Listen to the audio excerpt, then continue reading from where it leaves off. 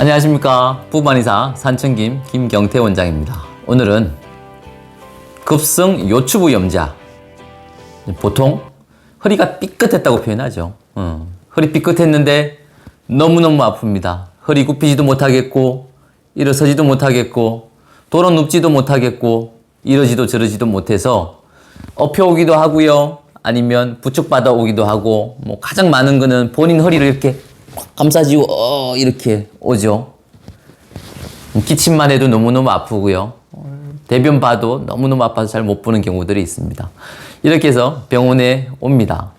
이분들이 왔을 때 이 요추부염자에 대해서 우리가 조금만 설명을 좀 드려볼게요. 요추부염자는 1차적으로는 근육의 긴장입니다. 그 중에 세 가지의 근육이 있습니다. 3대 근육.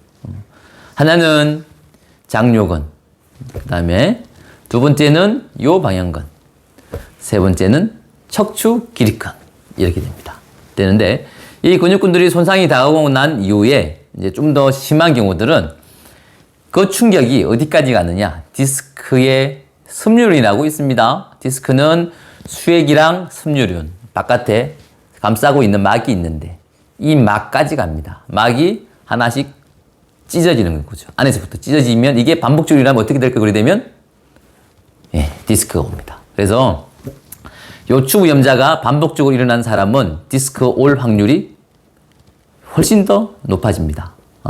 그러면 이 요추부염자가 왔을 때 각 근육군들의 역할하고 어떻게 하면 우리가 좀 좋아질 수 있을까 보겠습니다.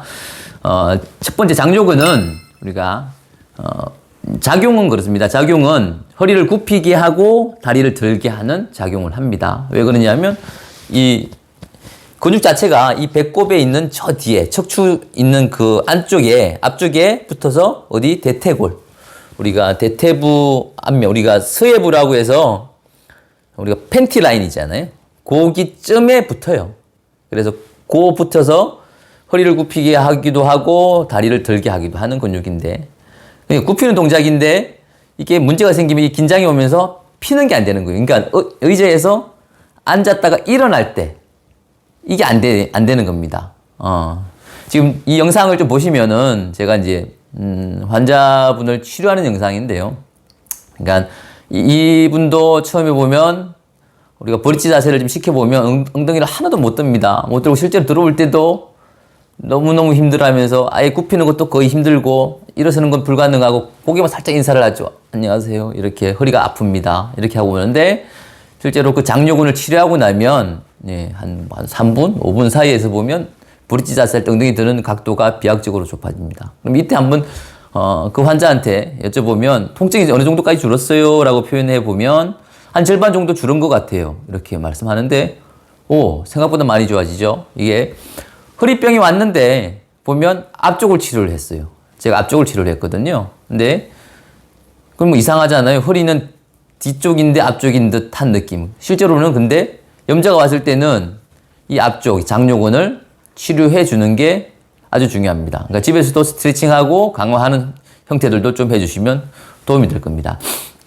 두 번째로는 이제 요방향근인데요. 요방향근은 이 사진에 있는 것처럼 우리가 우리 갈비뼈, 늑골 아래쪽이랑 척추랑 그다음에 장골이라고 골반뼈 이렇게 세 군데에 다 걸쳐 있습니다. 사각형으로 생겼어요. 사각형 이렇게 생긴 근육인데 이 근육군에서 단축이 와서 문제가 오면은 일단 골반이 틀어지고 이런 부분을 떠나서 통증은 옴짝달싹을 할 수 없는 그런 통증을 일으킵니다. 그러니까 옆으로 돌아 누워도 힘들고 뭘 해도 힘들고 일어나도 힘들고 그렇게 많이 아픈, 그 다음에 밤에 야간 통증을 일으키는 근육군들인데요.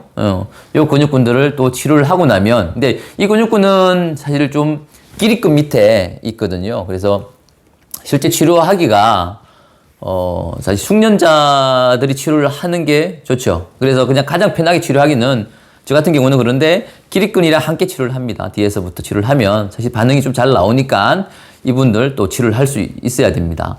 그 다음에 세 번째가 이제 기립근입니다. 기립근은 보면 우리가 골반, 장골릉에서부터 이제 심부에 있는 것들은 보면 허리 정도, 그러니까 허리 정도까지 가는 게 있고요. 그다음에 이제 바깥쪽, 이제 표층에 있는 근육군들을 보면 흉추까지 올라갔다가 늑골까지 올라가고 이렇게 광범위하게 쭉 퍼져 있는 근육군들인데 이 근육군들 같은 경우에도 문제가 오면은 우리가 뒤에 허리 뒤쪽이랑 엉덩이 쪽에 통증들이 많이 옵니다.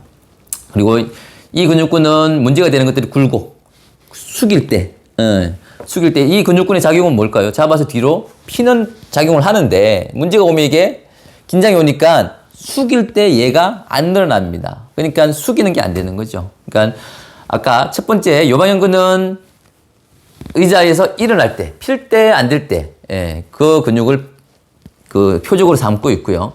그 다음에 굽힐 때, 세수하는 동작에서 아니면 뭐 우리가 앉아서 뭐 땅을 뭐 주울 때, 이럴 때 문제가 오면은 요 척추 기립근을 치료를 하게 됩니다.